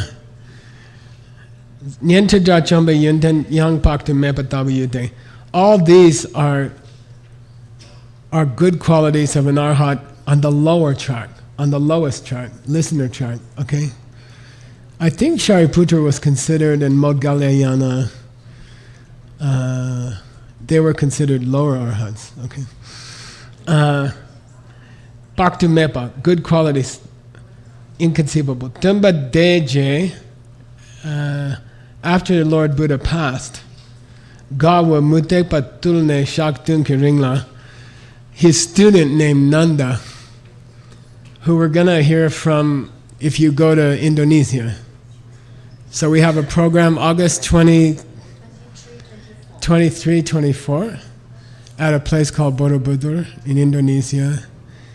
And it's basically it's a mountain that was carved into a mandala, a very high mountain. And the whole mountain was carved into a mandala.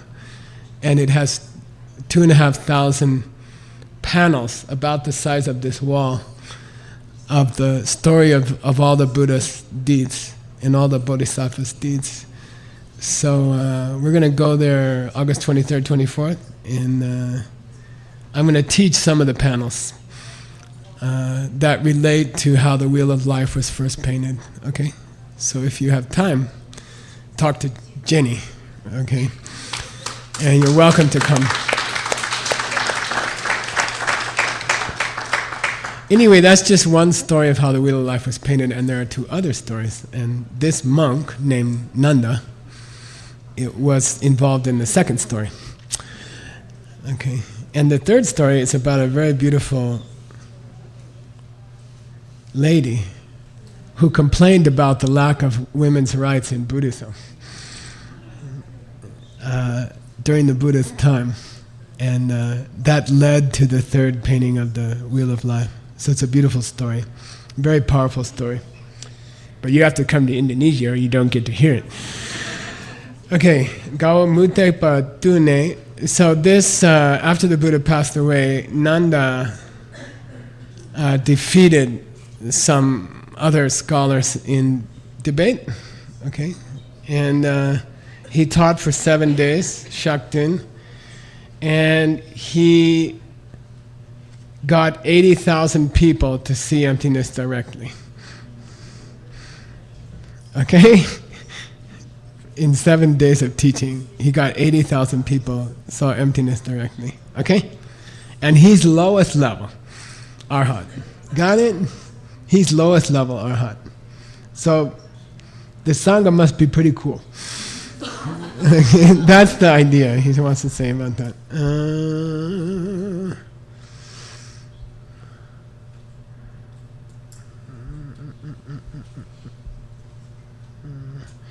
I like this story, and I think we have time to tell it? No, we don't. We could cut yoga shorter.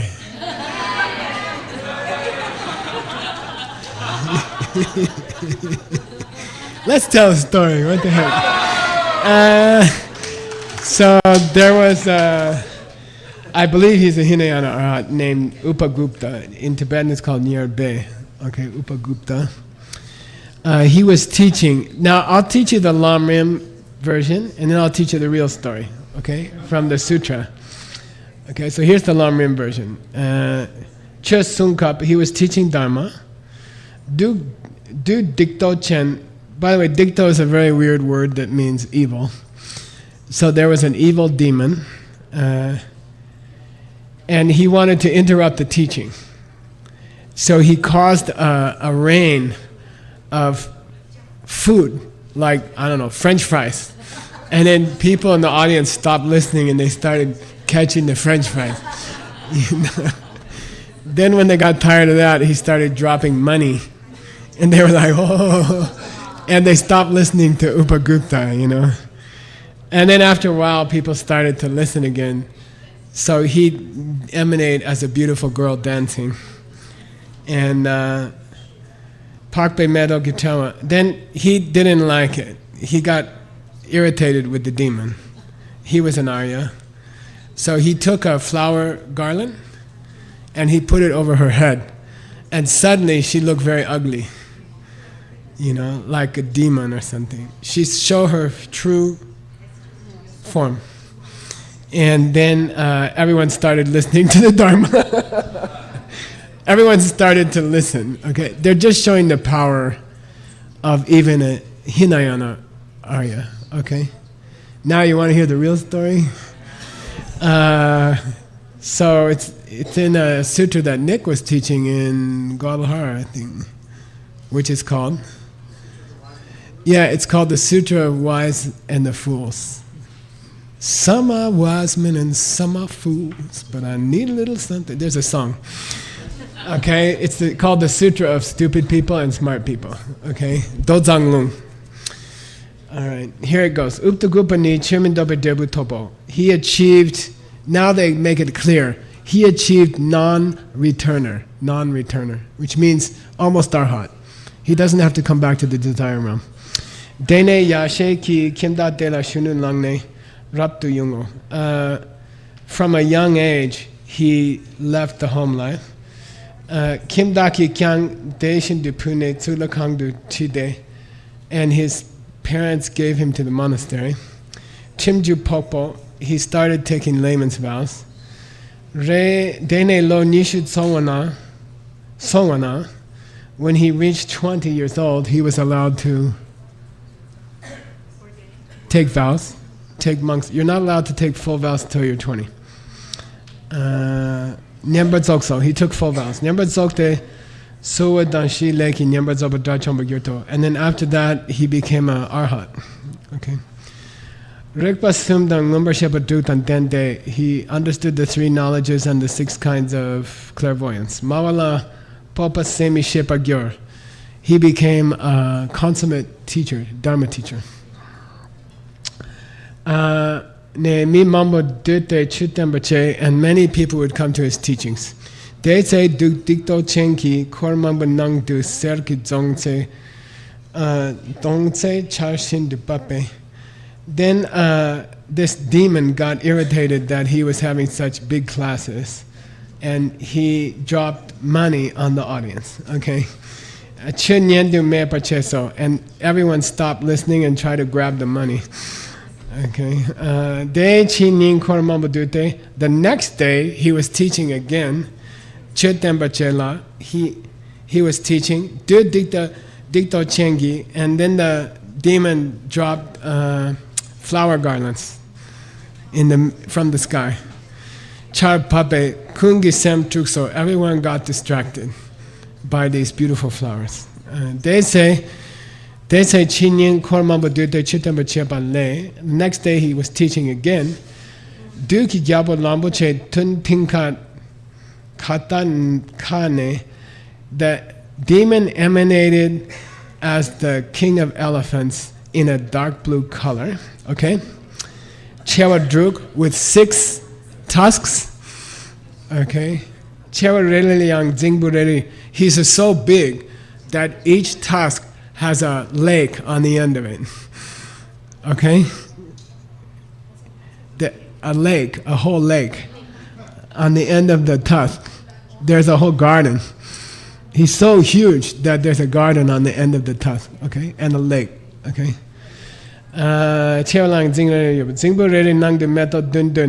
Each lake has 7 lotuses, huge lotuses growing in it. Okay. And each lotus has a woman made of crystal dancing. Okay? Did I say 1? 7. 7 crystal ladies dancing in each flower, on each lake, on each tusk of this elephant. That's more distracting. Okay.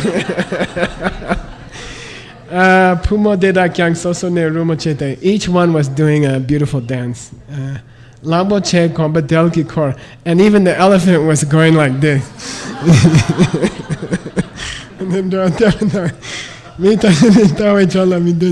Then everybody just wants to watch the elephant and the dancing lady. Then next day he was teaching again. Then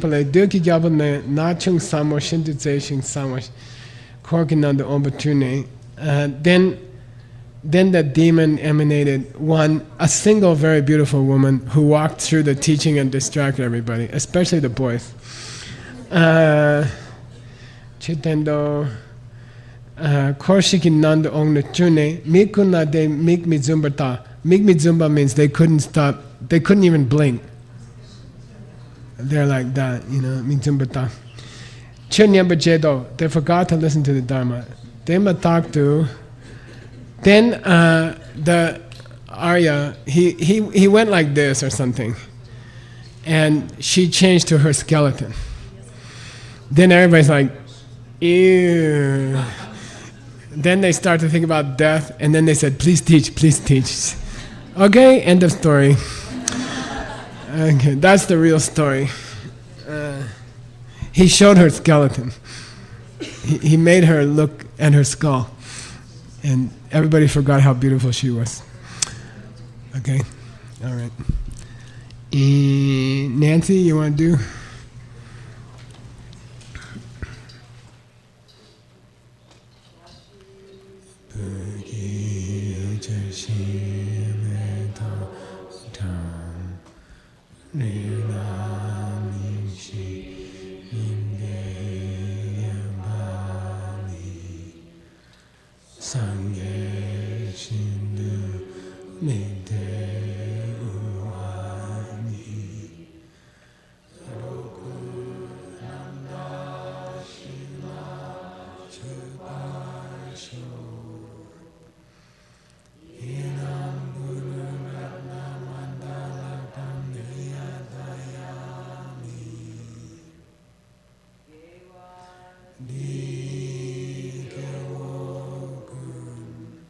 So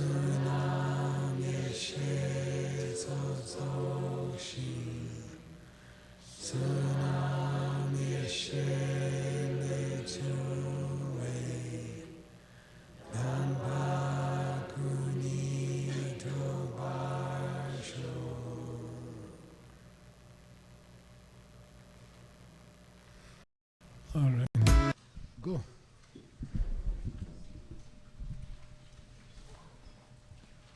Unfortunately, the story only took 5 minutes, and we can do a full yoga.